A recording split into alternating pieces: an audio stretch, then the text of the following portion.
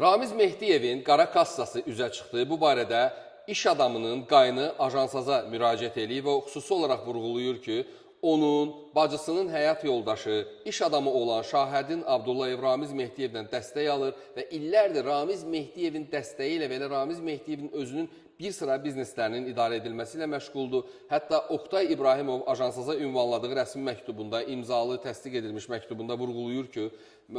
Şahəddin Abdullayev Ramiz Mehdiyevin həyata keçirdiyi bir çox qanunsuz əməllərdə ona böyük milyonlarla maliyyə dəstəyinin həyata keçirilməsinə də nail olub və bunun müqabilində də Oktay İbrahimov deyir ki, mən Şahəddin Abdullayevə Ukraynanın Mariupol Metallurgiya zavodundan vaqonlarla dəmir məmulatlarının Azərbaycana gətirilib satılması üçün böyük şərait yaradıb. Ramiz Mehdiyev yəni o böyük bir monopoliyanı həyata keçirməyə nail olub və Ramiz Mehdiyevin Şahəddin Abdullayevlə heç bir qohumluq əlaqəsinin olmamasına baxmayaraq, Ramiz Mehdiyev ailə üzvləri ilə birgə Şahəddin Abdullayevin qızının Sərin restoranında, oğlunun isə Buta Palas restoranında həyata keçirilən toy məclislərində Ramiz Mehdiyev öz ailəsi ilə birgə iştirak edib və bu da göstərir ki, onun ailə üzvləri ilə birgə toy məclislərində hər iki övladının toy məclisində iştirak etməsi mən Şahəddin Abdullayevlə olan çox dərin münasibətlərinin göstəricisidir. Eyni zamanda iddia edilir ki, məhz Şahəddin Abdullayevin şəxsən öz adına olan bir çox mülkləri və orada maşın kolleksiyaları bununla bağlı da bizə ünvanlanan məktubda bir siyahı göndərilib. Xüsusi olaraq bir məsələ vurğulanır. Oktay İbrahimov iddia edir ki, Şahəddin Abdullayevin təşkilçisi olduğu və oğlu Şamxal Abdullayevin direktoru olduğu Güzdək Metal və Rufs MMC-də vergi məcəlləsi pozulur və orada çox ciddi şəkildə qara kassadan istifadə edilir, daha doğrusu qara mühasibatlıqdan istifadə olunur. Bu da Oktay İbrahimovun iddiasıdır və iddia edir ki, mən bununla bağlı müraciət eləmişəm ki, məhz o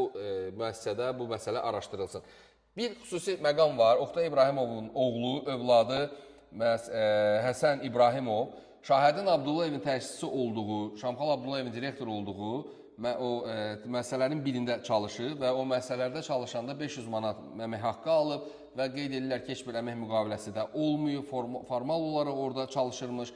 və orada həyata keçirilən qanunsuzluqların və itən pulların belə deyək də kökünə gedib çıxmamaq üçün Oktay İbrahimov deyir ki, məhz onun oğlunu şərləyib tutublar və onun oğlu ilə bağlı, Həsən İbrahimovla bağlı həyata keçirilən məhkəmə prosesi 1 il 7 aydan çoxdur davam eləyir və onun ev dustaqlığı ilə bağlı qərar çıxarılsa da növbəti dəfə onun həbs qəti imkan tədbirinin əvəz edilməsinə nail olunub və Oktay İbrahimov xüsusi olaraq iddia eləyir ki, oğlu ilə bağlı illərdir davam eləyən məhkəmə proseslərində fakt və sübut olmamasına baxmayaraq, onun oğlunun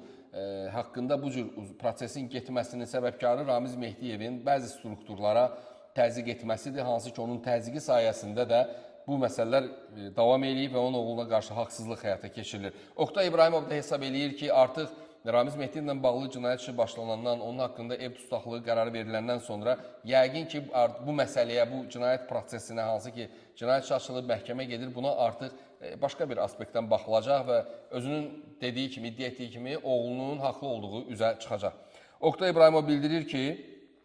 bu iddia üzrə, qeyd elədim onu ki, 1 il 7 aydan çoxdur davam edir. Şikayətdə bir məqam da var. Şahəddin Abdullayevin Qurd Qapısı restoranının sahibi olduğu deyilir bu şikayətdə və vurğulanır ki, Şahəddin Abdullayev Qurd Qapısı restoranında orada istirahət məqamlarından əslində siyasi danışıqların aparılması üçün istifadə edir. Ramiz Mehdiyevin tapşırığı ilə orada bir çox görüşlər, iclaslar həyata keçirilib və Oktay İbrahimovun yazdığı ərizədə, altına imza atdığı ərizədə bütün bu faktlar, yəni qeyd olunan məsələlər öz əksini tapır. Bu Oktay İbrahimovun iddiası idi və biz Şahəddin Abdullayevə zəng elədik. Şahəddin Abdullayevin bizə verilən məlum nömrəsinə əlaqə saxladıq, amma onun telefonu bağlı olduğu üçün onun əlaqə saxlamaq mümkün olmadı, amma biz qarşı tərəfində mövqeyini işıqlandırmağa hazırıq.